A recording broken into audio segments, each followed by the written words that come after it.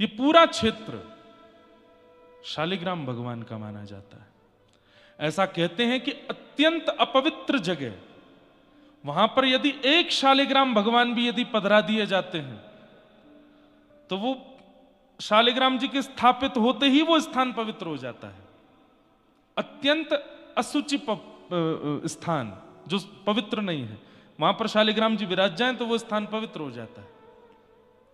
कहते हैं अगर किसी स्थान पर 12 शालिग्राम विराजमान हो जाएं, 12 शालिग्राम यदि कहीं पर विराजमान हो जाएं तो 4 कोस तक, यानी कि एक कोस में 3 किलोमीटर, 4 कोस तक का क्षेत्र पवित्र हो जाता है 12 शालिग्राम विराजमान होने से।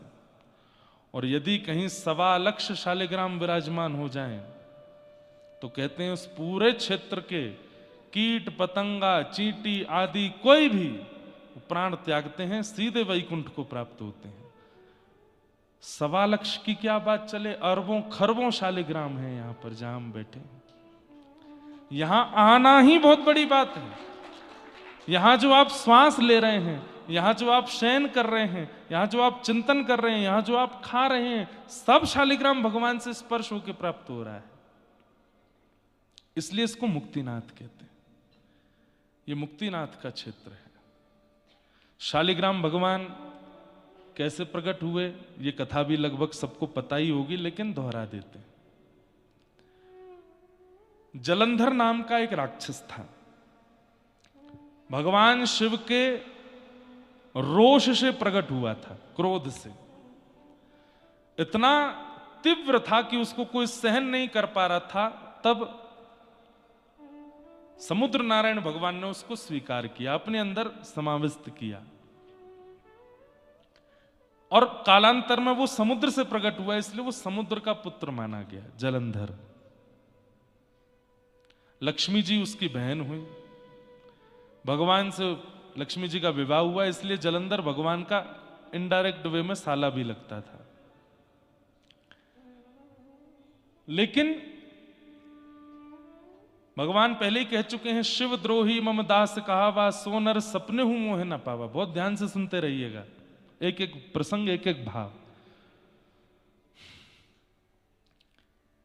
लक्ष्मी जी का भाई है, भगवान का साला है, समुद्र का पुत्र है, स्वयं महादेव के ही मस्तिष्क से प्रकट हुआ है, रोष से प्रकट हुआ है।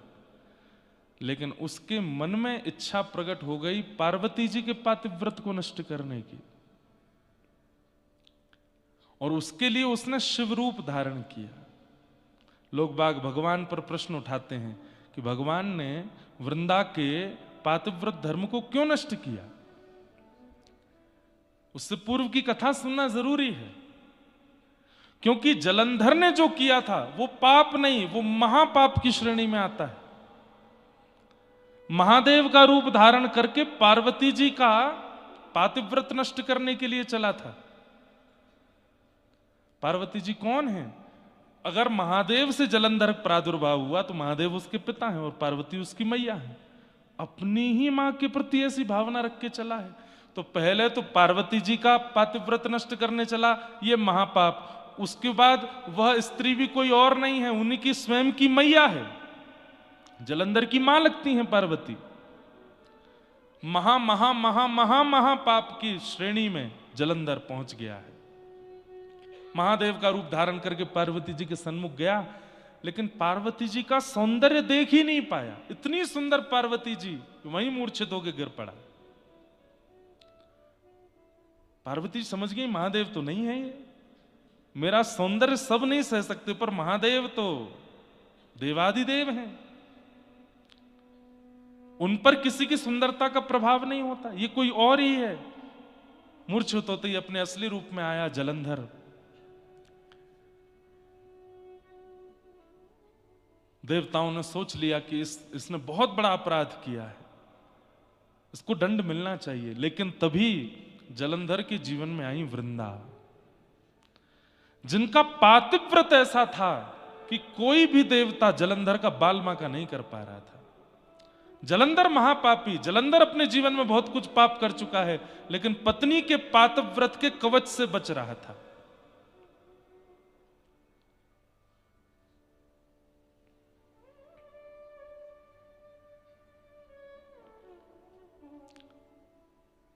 ठाकुर जी को जब ये बात पता चली तो भगवान बोले ठीक है, ये काम हम कर सकते हैं।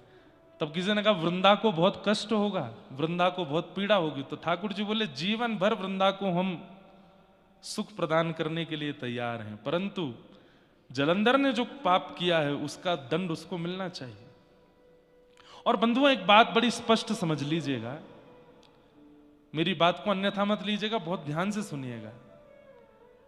ये जो विवाह होता है ना, विवाह के बाद कन्या के हाथ में जिस वर का हाथ दिया जाता है वो साक्षात नारायण स्वरूप है और कन्या लक्ष्मी स्वरूप है। यदि कन्या उस वर के प्रति नारायण बुद्धि रख के, परब्रह्म बुद्धि रख के, पति परमेश्वर होते हैं ना, उनको परमेश्वर मान करके यदि सेवा करे और उनके प्रति कोई दोष ना रख के उनके प्रति पूर्ण समर्पण कर दे, तो भगवान कहते हैं जिस प्रकार लड्डू गोपाल की सेवा करते हैं, घर में राधा कृष्ण की सेवा करते हैं, जगन्नाथ जी की सेवा करते हैं, सेवा करते करते करते करते एक दिन मैं इतना प्रसन्न हो जाता हूं कि वह विग्रह की आवश्यकता नहीं होती, मैं स्वयं प्रकट हो जाता हूं। भगवान कहते हैं संसार में जितने भी पति हैं वो सब मेरे विग्रह हैं, उनके प्रति पत्नी का क्या भाव होता है मैं देखता हूं, और जब मुझे लगता है कि ये पूर्ण समर्पण से बिल्कुल त्याग में होकर के उसकी सेवा कर रही हैं, तब उस पति विग्रह को हटा के मैं आ जाता हूं, मैं ही उसको स्वीकार कर लेता हूं। पति विग्रह है, जैसे विग्रह की घर में सेवा होती है ऐसी सेवा वेवा कर दिया करो उसकी, उसके पाम दबा दो, उसको खाना पीना खिला दो, उससे प्रेम से बात कर लो। आजकल वुमेन एम्पावरमेंट वाले इसको बहुत गलत लेते हैं। क्यों? पति क्यों नहीं कर सकता? क्योंकि पत्नी उसको लक्ष्मी जी नहीं मिलेंगी ना, आपको ही नारायण मिलने वाले हैं। और इस बात का प्रमाण वृंदा की कथा। वृंदा का पातिव्रत ऐसा है, जलंधर के, क्या वृंदा नहीं जानती कि जलंधर ठीक नहीं है? जानती है, लेकिन फिर भी पति है मेरे, और उस पातिव्रत का पूर्ण रूपेण पालन कर रही है। देवताओं ने जाके भगवान से कहा प्रभु आप जलंधर का रूप बना करके जाएंगे, संसार आप पर प्रश्न उठाएगा। भगवान बोले नहीं, पतिव्रता नारी के पातिव्रत का फल ही यही है कि विग्रह पति का अंतर्ध्यान होना और मेरी प्राप्ति हो जाना, और वृंदा को अब मेरी प्राप्ति होगी। और भगवान जलंधर का रूप धारण करके चले गए। वहां जलंधर युद्ध भूमि में था, बड़े बड़े बाण भी उसका बाल बाका नहीं कर पाते थे। क्यों? वृंदा का पातिव्रत। आज भगवान नारायण जब जलंधर रूप धारण करके गए और वृंदा ने जैसे ही देखा, बंधुओं पातिव्रत धर्म नष्ट हो जाता है, पति के अलावा किसी के प्रति प्रेम भरी दृष्टि से देख भी लो तो। प्रेम भरी मतलब जिस दृष्टि से पति को देखते हैं उस दृष्टि से अन्य पुरुष को देख भी लिया तो धर्म नष्ट हो जाता है। अब सामने द्वार पर जलंधर के रूप में भगवान खड़े, और जैसे ही उसने देखा आप ठीक, आप आ गए, रुकिए मैं थाल पूजा का लाती हूं, और उसी भावना से जैसे भगवान को देखा पातिव्रत धर्म नष्ट हुआ और जलंधर की मृत्यु हो गई। जब पता चला, अपने पति के सर को धड़ से अलग देखा, वृंदा ने, तुम कौन हो? तुम मेरे पति नहीं हो। शंख चक्र गदा पद्मधारी श्रीमन नारायण प्रकट हो गए। वो प्रकट होकर के कहा वृंदा तुम्हारे पातिव्रत धर्म से प्रसन्न होकर मैं तुम्हें प्राप्त हो रहा हूं।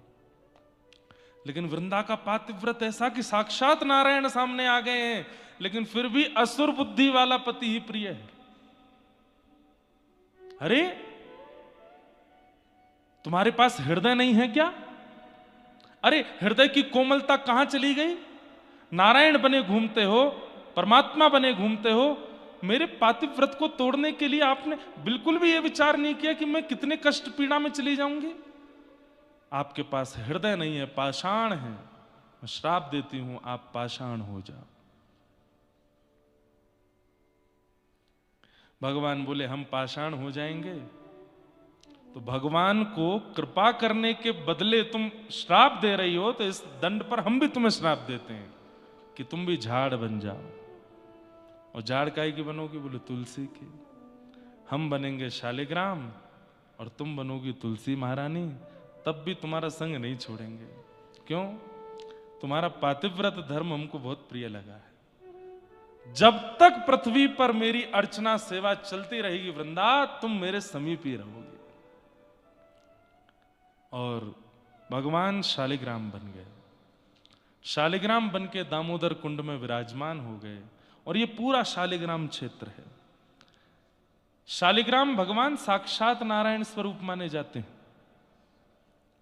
उनकी आराधना, पूजा, सेवा, अर्चना, अब उसके कितनी महिमाएं ये तो हम 7 दिन तक सुनते ही रहेंगे। धो के पी लो, दिखा के खा लो, इतनी सामान्य सी सेवा है। शालिग्राम भगवान को निला करके चरणामृत पी लो, प्रसाद दिखा के पालो, बस ये सबसे इससे ज्यादा कुछ नहीं करना है। और बस एक काम और, क्या? शालिग्राम भगवान सदैव तुलसी जी के साथ में रहे। शालिग्राम भगवान प्रकट हो गए मुक्तिनाथ क्षेत्र से, और वृंदा यानी कि तुलसी, उनके साथ सदैव आपका निवास होने लगा। इस प्रकार भगवान शालिग्राम रूप में प्रतिष्ठित हुए, शालिग्राम रूप में विराजमान हुए। अब यहां नेपाल में जो गंडकी मैया हैं, इनको कृष्ण गंडकी कहते हैं, और आजकल की भाषा में काली गंडकी बोलते हैं। काली गंडकी आप देखेंगे तो गंडकी जी का जो जल भी है वो भी काला है, पर मूल नाम उनका कृष्ण गंडकी है। कृष्ण मतलब भी काला ही है, कृष्ण गंडकी। एक यहां श्वेत गंडकी भी है, एक श्वेत गंडकी है, एक कृष्ण गंडकी है। ये कृष्ण गंडकी है जो पूरे रास्ते हमको दर्शन देते आ रही थी। आप में से पता नहीं किसी ने, एक आध ने तो किए होंगे। जोमसोम जब आपने हवाई पट्टी पार करी, उसके बाद में बहुत बड़ी शालिग्राम शिला गंडकी जी में विराजमान थी। लगभग सबने दर्शन किए उस शिला के। हाँ, वो शालिग्राम शिला मैंने भी कल, और उनमें भी चक्रांकित था, चक्र विराजमान। अब ये चक्रांकित कैसे है, इसके पीछे भी 2-3 कथा आती हैं। पहले गंडकी जी की भी एक कथा सुनो। शालिग्राम भगवान का एक और नाम है, क्या? गंडकी नंदन। क्या नाम है? हाँ, क्योंकि गंडकी जो थी ये पूर्व जन्म में एक वैश्या थी, और किसी कारणवश मजबूरी में वो कार्य हुआ होगा। लेकिन आप जब यशोदा जी का चरित्र सुनती थी, कौशल्या मैया का चरित्र सुनती थी, तो नेत्र सजल हो जाते थे। दुनिया की भावना रहती है कि वो परमात्मा मुझे प्रियतम रूप में मिले, लेकिन गंडकी जी अपने पूर्व जन्म में, मुझे नाम स्मृति में नहीं आया, कल पता चलेगा तो मैं बताऊंगा, अपने पूर्व जन्म में ठाकुर जी को यही प्रार्थना करती थी कि नाथ जय, जो सुख आपने यशोदा को दिया, जो सुख आपने कौशल्या को दिया, वो सुख मुझे भी दो, मैं भी आपको गोद में खिलाऊं। तो भगवान प्रसन्न हो गए। प्रसन्न होकर प्रकट होकर बोले, आपने इतनी अच्छी कामना करी है मैया, मैं वचन देता हूं। बोले क्या? कौशल्या मैया के गर्भ से तो एक बार आए हम, देवकी मैया के गर्भ से तो एक बार आए हम, लेकिन आपकी गर्भ से हम बार बार प्रकट हुआ करेंगे। कालांतर में हमारे रास विहार के समय, ध्यान से सुनिए, जब हम किशोरी जी के साथ रास विहार कर रहे होंगे, जब हम सियाजू के साथ रास विहार कर रहे होंगे, रास करते करते करते करते करते करते जब हमारे श्रम जल यहां, इसको गंडूश बोलते, वैसे कुल्ला मतलब मुंह भर के ऐसे कुल्ला करना, उसको गंडूश कहते हैं। पर इस क्षेत्र में जब पसीना आवेगा, प्रश्वेत आवेंगे, और वो जब यहां से गिरेंगे, गाल से नीचे जो बिंदु गिरेगा वही आपका रूप होगा। गंड क्षेत्र से प्रकट हुई, इसलिए उनका नाम है गंडकी। भगवान के गालों से उनका प्रादुर्भाव है। ये वही है जो पूर्व जन्म में भगवान को कह रही थी कि हमारे लिए पुत्र बनो, और ठाकुर जी बोले हम आपके लिए पुत्र रूप में शालिग्राम बन के आएंगे, और मैया आपकी ही कल कल लहरों में हम झूलते रहेंगे, कभी इधर कभी उधर, कभी ऐसी झुलाती रहना हमको, हम आपकी ही गोद में रहेंगे। तो मैया की इच्छा पूरी करके यहां गंडकी मैया प्रकट हुई। भगवान के गालों से प्रकट हुई और प्रश्वेत का बिंदु है, पसीने के बिंदु, और उससे गंडकी मैया और इन्हीं के भीतर से शालिग्राम भगवान जो इनको वरदान दिया था उस भाव से। अब तीसरी कथा सुनो। एक राक्षस था, तो वो राक्षस हिमालय पर बैठ करके तपस्या कर रहा था। तपस्या का नियम है कि नारदो देव दर्शन से पहले नारद जी का दर्शन होता है। बहुत ध्यान से सुनिएगा। नारद जी महाराज प्रकट हो गए, नारायण नारायण नारायण, वरदान मांगो वरदान मांगो। उसकी आंख खुली, सीधे भागा नारद जी के पीछे। नारद जी बोले, अरे बड़ा विचित्र आदमी है भाई, पीछे क्यों भाग रहे हो? बोले, मैं तप कर रहा था जिस कामना से, वो कामना पूरी हो गई। बोले, क्या कामना है बताओ तो सही। दौड़ते दौड़ते ही पूछ रहे नारद जी। बोले, मैं बहुत दिन का भूखा हूं, बहुत दिन से भूख लगी थी, तो मैंने सोचा दुनिया में जो सबसे सुंदर होगा उसी को खाऊंगा। आप मिल गए मुझको। नारद जी बोले, ओ भैया तेरे हाथ जोड़े, मुझसे भी सुंदर कोई है? नहीं नहीं नहीं नहीं, आपसे सुंदर। अरे देखो क्या सुंदर केश हैं आपके, क्या सुंदर आंख हैं, क्या सुंदर आपका अरे भैया तुम मेरे स्वरूप को भूल जाएगा, मैं तुझे ऐसा स्वरूप दिखाता हूं। बोले, कौन से? लेके गए उसको बद्रिकाश्रम, और वहां शंख चक्र गदा पद्मधारी श्रीमन नारायण विराजमान। बोले, वो देखो। जैसे ही उस राक्षस ने देखा, राक्षस ने कहा, बोले, हाँ ये तो आपसे भी ज्यादा सुंदर है, मेरे तो मुंह में पानी आ गया इनको देख के, अब मैं इनको खाऊंगा। जैसे ही भगवान को खाने के लिए दौड़े, भगवान बोले, रुक जा भैया, क्या कर रहे हो? बोले, मैं खाऊंगा, मैंने तपस्या की थी। पहले नारद जी बढ़िया लगे, उनसे बढ़िया आप हो, और आपसे बढ़िया दुनिया में कोई हो नहीं सकता। ठाकुर जी बोले देखो मैं तुमको रोकूंगा तो नहीं, तुम खाना चाहो तो खा लो, पर इतनी सारी सिद्धियां, योगनियां और देवी देवता मेरे चारों तरफ रहते हैं कि तुमने मेरे शरीर का स्पर्श भी किया ना तो जल के भस्म हो जाओगे, इसलिए खाना बहुत दूर की बात है। मेरी इच्छा कैसे पूरी होगी? मेरी तपस्या विफल हो जाएगी। नहीं तो बताओ तो इसको खाऊं। नारद जी हाथ जोड़े पीछे खड़े हैं। मुझे बताइए क्या कर सकता हूं? तो भगवान बोले, तुम चिंता नहीं करो। बोले, क्या, कैसे होगा?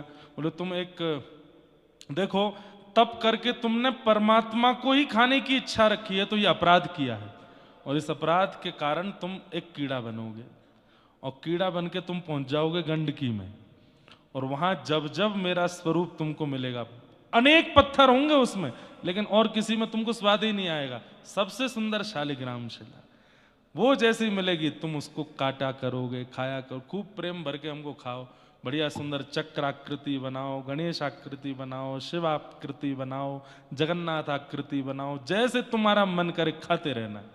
तो वही राक्षस कीड़ा बन के गंडकी में आ गया, और किसी पत्थर को नहीं खाता है वो केवल शालिग्राम भगवान के पास जाता है, और उनके भीतर जाके कहीं कहीं नृसिंह बना देता है, कहीं कहीं चक्राकृति बना देता है, कहीं पर राम दरबार, हमारे पूज्य मल्लुपीठ वाले महाराज जी की सेवा में राम दरबार है शालिग्राम भगवान में, गणेश आकृति बन जाती है, शिव आकृति बन, ऐसे आकृतियों से युक्त सुंदर सुंदर शालिग्राम भगवान की सेवा भी करता है और अपनी पेट पूजा भी करता है।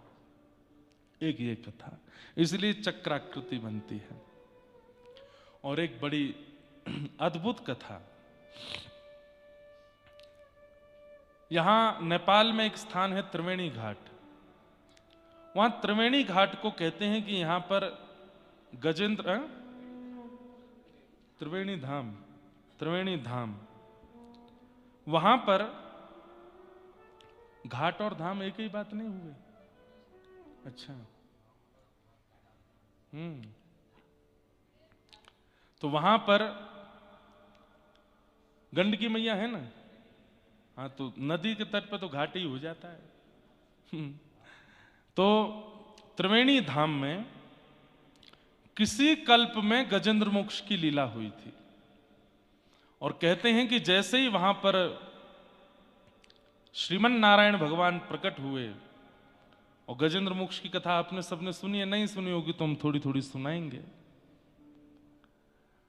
गजेंद्र का उद्धार करने के लिए जब भगवान ने सुदर्शन चक्र को छोड़ा है, तो यहीं त्रिवेणी धाम पर उस सुदर्शन ने गजेंद्र के पैर को मुख में लिए बैठे ग्राहक के मुख को विदीर्ण किया, और इतने क्रोध में आ गए सुदर्शन जी कि भगवान के भक्त को इतना क्रोध दिया, उनका वेग शांत नहीं हुआ और पूरी गंडकी चलते चलते चलते वो दामोदर कुंड तक चलते रहे। इस बीच में जितनी भी शालिग्राम शिलाएं आईं, सबका सुदर्शन जी ने स्पर्श किया और उन सब में सुदर्शन आकृति प्रकट हो गई, इसलिए वो चक्राकृति शालिग्राम है। यह भी एक कथा बताई जाती है। कुल मिलाकर के आप जिस धाम तीर्थ में बैठे हैं ये सामान्य नहीं है, ये अति दुर्गम और अति दुर्लभ है, सामान्यता से मिलने वाला नहीं है, परंतु हमें मिला है, इसलिए इसका त्याग किंचित किसी भी रूप में किसी भाव से करना नहीं है। 7 दिन तो परिपूर्ण आनंद यहां करना ही है। अब रही बात कल से आप लोग क्या करेंगे, कथा सुनेंगे। कथा के अलावा अगर आपकी रामानुज परंपरा में दीक्षा हुई है तो अष्टाक्षर मंत्र जो मूल मंत्र है, जो यहाँ कुछ हमारे शिष्य भी बैठे हैं और भी पिताजी के शिष्य या और भी रामानुज परंपरा के, सबको अष्टाक्षर मंत्र करना है खूब, जितना ज्यादा से ज्यादा हो सके। संख्या मत गिनिएगा। एक तो यहां पर अष्टाक्षर मंत्र करेंगे तो दुगना हो ही जाएगा, अधिक मास में करेंगे तो उसकी फल कितना होगा उसका कुछ हम कह नहीं सकते। अष्टाक्षर मंत्र उनको करना है। बाकी जो भी यहां आए हैं, आपके जो भी गुरु मंत्र प्रदान आपको गुरु के द्वारा किए गए हैं, उन मंत्रों का यहां पर खूब चिंतन करो, खूब जाप करो, गिनती करके नहीं, अनगिनत करो, यथाशक्ति करो, शक्ति से ज्यादा बढ़कर के करो। दूसरा नियम, ज्यादा से ज्यादा समय मौन रहिए। मौन का नियम मत ले लीजिए कि आप बोलो ही नहीं, किसी को इशारा वजी करो, फिर पता चली कल को सांस घुट रही है और आप ऐसे इशारा करो, वो क्या हो गया, अब वो सामने वाला नहीं समझ पाया, फिर क्या करोगे। कम बोलो, ये नियम ले लो। मौन का तो हम ले लेते हैं, बाकी आप लोग कम बोलने का नियम ले लो। कम बोलो, बहुत कम बोलिए, जितना ज्यादा से ज्यादा हो सके हरि नाम, कृष्ण नाम, राधे नाम, गोविंद नाम, गोपाल नाम, वृंदावन का नाम, युगल नाम, राधे कृष्ण कृष्ण कृष्ण राधे राधे, राधे श्याम श्याम श्याम राधे राधे, युगल नाम, महामंत्र जो आपको प्रिय लगता है, विजय महामंत्र, श्री राम जय जय राम, श्री राम जय जय राम, द्वादशाक्षर मंत्र ओम नमो भगवते वासुदेव, इनका जप करो, खूब जप करो। एक ही पकड़ लीजिए, उस एक को ही करना है 7 दिन तक। किसी किसी के मन में महाराज जी जब हम करते हैं तो कुछ और भी आता है, उसको भी कर लो। जब आलू की सब्जी बनी है, कोई चटनी परोस जाए तो उसको भी पा लो, बीच में खीर आ जाए तो वो भी खा लो, बीच में छाछ आ जाए तो वो भी पी लो। लेकिन इसका मतलब ये नहीं कि सब गुड़ गोबर नहीं करो, 2-4 ऐसे करके बढ़िया नाम करो। और गुरु प्रदत्त यदि हो तो सोने में सुहागा, उसको करिए। पर्वतों की थोड़ी ऊंचाई जहां बढ़िया लगे वहां आसन लगा के बैठो, बढ़िया सॉल वॉल पहन के कान वान बंद करके बढ़िया ध्यान करो, नाम करो, ध्यान करो। नेटवर्क तो आएंगे नहीं, यहाँ पे सिम ही नहीं चलेगी, चल रही है बहुत बढ़िया, इंटरनेशनल रोमिंग होगी, सब कुछ करके मतलब थोड़ा डिटैच रहो उस दुनिया से जहां पे हम रहते हैं। नहीं तो क्या फायदा, यहां आकर के भी वही सब कर रहे हो जो वहां करते हो, क्या फायदा। तीसरा, गजेंद्र मोक्ष, नारायण कवच या विष्णु सहस्त्र नाम, इनका पाठ करना है। मैं भी वैसे योजना आज बना लूंगा, नहीं तो हम ही कल कथा में बता दिया करेंगे। कल से तो कथा सुबह होगी, शाम का एक समय दे देंगे, वहां सब लोग पहुंच जाओ। वहां पहुंच करके बढ़िया सब लोगों को एक PDF मिल जाया करेगा, कभी नारायण कवच का पाठ करेंगे, गजेंद्र मोक्ष का पाठ करेंगे, गोपाल सहस्रनाम का पाठ करेंगे, राधा कृपा कटाक्ष का पाठ करेंगे, जो स्तुतियों का पाठ करेंगे, संस्कृत वद्य स्तुतियों का। अच्छा आनंद रहेगा यहाँ पर। और अगर हम नहीं बता पाए कल तो अपने आप कर लेना। तो वो सब भाव है, क्योंकि हम कुछ और भी खोजने आए हैं यहाँ पे, तो वो उसमें भी व्यस्त हो सकते हैं। ये सब आपको नियम क्रम करने हैं, और जाने से पूर्व सोच के समझ के पूछ करके भाई लोग यज्ञोपवीत धारण करके ही आप शालिग्राम जी की सेवा कर सकते हो। यदि यज्ञोपवीत धारण नहीं करते हैं तो शालिग्राम भगवान की सेवा का अधिकार नहीं। इसलिए जब अधिक मास पूर्ण हो जाए उसके बाद यज्ञोपवीत कराइए, उसके बाद शालिग्राम भगवान सेवा करिए। शालिग्राम भगवान की सेवा में और क्या क्या नियम आदि सब होते हैं वो सब हम सब बताएंगे कथाओं में। माताएं बहनों को परहेज करना चाहिए। शालिग्राम भगवान की सेवा में सेवा की सब सामग्री आप प्रकट कर सकते हो।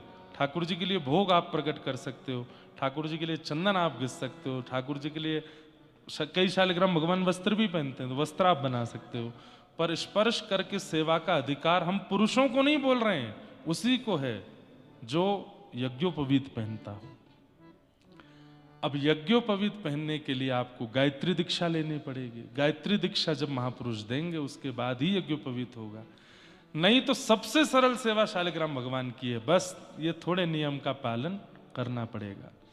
इसमें किसी भी प्रकार की छूट या कटौती नहीं है, ये करना ही पड़ेगा। तो कल हम बताएंगे कि शालिग्राम भगवान कहाँ कैसे प्राप्त होते हैं। वैसे तो दामोदर कुंड जो है वहां जाने का रास्ता थोड़ा दुर्गम है, ट्रैकिंग करके लोग जाते हैं, कई लोग एक दिन में भी पहुंच जाते हैं, कई 2 दिन में भी पहुंचते हैं। पर हेलीकॉप्टर की भी एक सेवा जोमसोम से चलती है और वो हेलीकॉप्टर आपको लेकर के जाएगा, दामोदर कुंड दर्शन करा के तुरंत लेके नीचे आता। कहते हैं वहां हेलीकॉप्टर बंद नहीं होता, बंद हुआ तो चालू नहीं हो पाएगा, इतना कम टेम्परेचर और सब है, अब भगवान जाने। और ये भी हमने सुना है कि दामोदर कुंड में आप तुलसी पत्र हाथ में लेकर के जैसे ही पधराते हैं, शालिग्राम भगवान अपने आप आकर के श्री तुलसी जी का स्पर्श कर लेते हैं। अब ये तो वहां जाके देखेंगे, अनुभव करेंगे कैसे है क्या है। शालिग्राम का अर्थ क्या होता है? शाली का मतलब होता है, अब कई लोग शालेग्राम बोलते हैं, कई शालिग्राम बोलते हैं, पर जो भी कहें इसका अर्थ क्या है? समस्त देवताओं का समूह जहां विराजमान है उनको शालिग्राम कहते हैं। सारे देवता विराजमान हैं उनके अंदर, किसी का आवाहन, जैसे गऊ में किसी का आवाहन नहीं करना पड़ता, सब देवता उसके अंदर विराजमान हैं, ऐसी शालिग्राम भगवान। सारे देवता जिसके अंदर विराजमान हैं वही शालिग्राम। अब एक अंतिम बात पे आऊं मैं, फिर उसके बाद महात्म कह के विश्राम करेंगे। विश्व में जहां कहीं भी आप भगवान का दर्शन कर रहे हो, अगर वो शालिग्राम निर्मित हैं तो उन सबका जन्म स्थान मुक्तिनाथ धाम है, वो यहीं से ही गए हैं। बद्रिकाश्रम में बद्री विशाल भगवान शालिग्राम स्वरूप है, कहीं ना कहीं से पूर्व में वे भी मुक्तिनाथ धाम से गए। श्री जगन्नाथ महाप्रभु के हृदय में जीवित शालिग्राम है, जीवित शालिग्राम विराजमान है, जो कि पहले नील माधव भगवान थे और उनकी विस्तार से कथा हम सुनाएंगे जून में, 28, 29, 30 जून जगन्नाथपुरी में। वे शालिग्राम भगवान भी यहीं से गए। हमारे तिरुनारायण तिरुपति बालाजी वे भी शालिग्राम स्वरूप हैं। हमारे श्री रंगनाथ भगवान जो कि दक्षिण में विराजमान है, उनका तो पूरा मंदिर ही शालिग्राम का है, वे भी यहीं से गए हैं। वृंदावन के राधा रमण लाल वे भी यहीं से गए हैं, श्री राधा रमण लाल भी यहीं से ही गए हैं। श्री गोपाल भट्ट गोस्वामी जी, आप श्रीरंगम में वेंकट भट्ट नाम के एक ब्राह्मण थे, उनके पुत्र हैं श्री गोपाल भट्ट जी। वेंकट भट्ट जी श्री रंगनाथ भगवान की सेवा करते थे, और एक दिन रंगनाथ भगवान की सेवा करते करते आपने जब पीछे देखा दर्शनार्थियों में उत्ताल नृत्य कर रहे थे चैतन्य महाप्रभु, उनके रूप को देखकर के वेंकट भट्ट जी बड़े प्रभावित हुए और उन्होंने निवेदन किया, कहां से आए भगवान? तो कहा कि हम बंगाल से आए हैं, जगन्नाथपुरी से आए हैं। बोले हमारे घर चलिए ना, प्रसाद आदि पाइएगा, वहीं निवास कीजिएगा। तब श्री चैतन्य महाप्रभु वेंकट भट्ट जी के यहाँ गए और उन्हीं के छोटे पुत्र हैं श्री गोपाल भट्ट। उन्होंने जैसे ही चैतन्य महाप्रभु को देखा, बस मन लग गया। चैतन्य महाप्रभु ने गोपाल भट्ट जी को अपनी गोद में बिठाया, खूब स्नेह प्रेम दिया। गोपाल भट्ट जी को पता नहीं क्यों ऐसा लगा कि मेरे सर्वस्व मुझे मिल गए हों। छोटी अवस्था में भी उनको ही देख रहे हैं, उन्हीं को पकड़ रहे हैं, उनके पास ही बैठ रहे हैं। अगले दिन चैतन्य महाप्रभु ने इच्छा प्रकट की कि अब मैं आगे की यात्रा पर जाऊं। तो वेंकट भट्ट जी ने कहा भगवान कैसे जाएंगे? बोले क्यों? बोले चातुर्मास प्रारंभ हो गया, अब तो 4 महीना रहना पड़ेगा। तब 4 महीने आप वहीं रहे और श्री गोपाल भट्ट गोस्वामी जी को पूर्ण रूपेण भक्त बना दिया। 4 महीने आप तो रहते थे, गोपाल भट्ट जी वहीं आगे बैठ जाते थे, कभी उनको कुछ शिक्षा देते, कभी उनको कुछ बताते, कभी उनको कुछ समझाते। 4 महीना बाद ऐसी स्थिति हो गई जैसे मां के बाजार जाने पर बालक रोता है, ऐसे श्री गोपाल भट्ट जी रोने लगे। लेकिन चैतन्य महाप्रभु बोले तुम चिंता मत करो, कुछ दिन अध्ययन करो, अध्ययन करने के बाद माता पिता की सेवा से निवृत्त होकर तुम वृंदावन चले जाना और समय समय पर हम संदेश भेजते रहेंगे। 12 वर्ष गोपाल भट्ट गोस्वामी जी और माता पिता के पास रहे। फिर माता पिता के भगवत धाम गमन होने के बाद श्री गोपाल भट्ट जी वृंदावन आए और वृंदावन में रूप सनातन गोस्वामी, जिन्होंने गोविंद देव और श्री मदन मोहन जी को प्रकट किया, वे भी चैतन्य महाप्रभु के शिष्य थे। उनके संग रह करके थोड़ी और वहां भक्ति भजन भावना की। चैतन्य महाप्रभु के एक दिन पत्र आया जगन्नाथपुरी से और श्री गोपाल भट्ट जी को उन्होंने आज्ञा की कि अब हम चाहते हैं कि आप अपने भजन का फल चखो। कैसे? बोले अब वृंदावन से मुक्तिनाथ की यात्रा करो, श्री मुक्तिनाथ धाम जाओ और वहां जाकर के श्री मुक्ति नारायण भगवान का दर्शन करना। वहां के समस्त पर्वत जो हैं बंधुओं, ये सामने एक पर्वत है, उनको संभवतः धवलगिरी पर्वत कहते हैं, धवलागिरी, क्योंकि वो श्वेत है।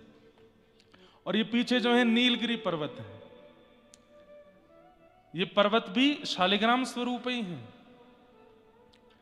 तो इन पर्वतों का दर्शन करना और वहां जाकर के श्री गोविंद कुंड, श्री दामोदर कुंड में जाके स्नान करना और वहां जाकर के अपने सेवा के अनुरूप शालिग्राम भगवान को लेकर के आना, ये पत्र में चैतन्य महाप्रभु ने आज्ञा दी है श्री गोपाल भट्ट गोस्वामी जी को।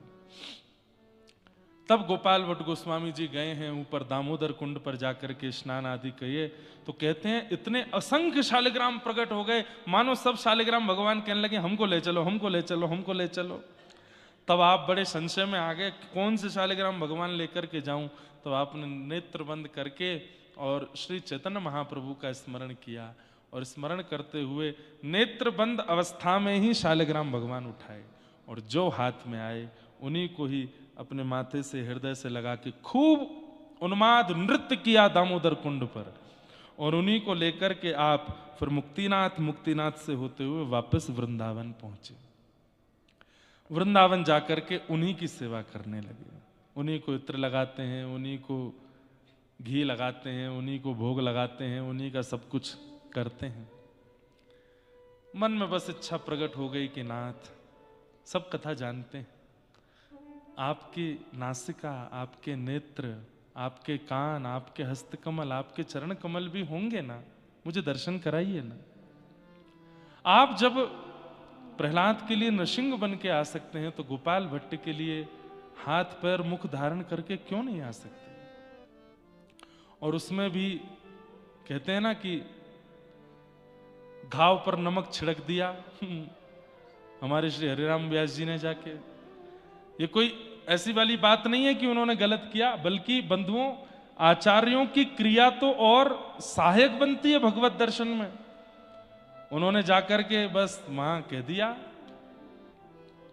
बोले कहां है आपके भगवान का झूलन उत्सव है? बोले वो झूल रहे। तो कहां? अच्छा ये झूले रे झूले मेरे गंड की नंदन, झूले रे झूले मेरे गंडकी नंदन, झूले रे झूले मेरे गंडकी नंदन, झूले रे झूले मेरे गंडकी नंदन। मानो भटा कढ़ी में बोरे, मानो भटा कढ़ी में आयो चंदन। ओ झूले रे झूले मेरे गंडकी नंदन, झूले रे झूले मेरे गंडकी नंदन। गंडकी नंदन झूल रहे हैं। अब इन्होंने तो सही कहा, शालिग्राम भगवान गंडकी नंदन ही हैं, पर गोपाल भट्ट गोस्वामी जी बोले वृंदावन में सब राधा युक्त हैं। राधा वल्लभ, राधा गोपीनाथ, राधा मदन मोहन, राधा गोविंद और मेरे गंडकी नंदन। राधा गंडकी नंदन, ये नहीं हो सकते क्या? हे नाथ, आप गंडकी नंदन ही क्यों हो? आप भी कुछ राधा के हो जाइए ना। वृंदावन में सब राधा वर हैं, आप राधा वर कब होगे?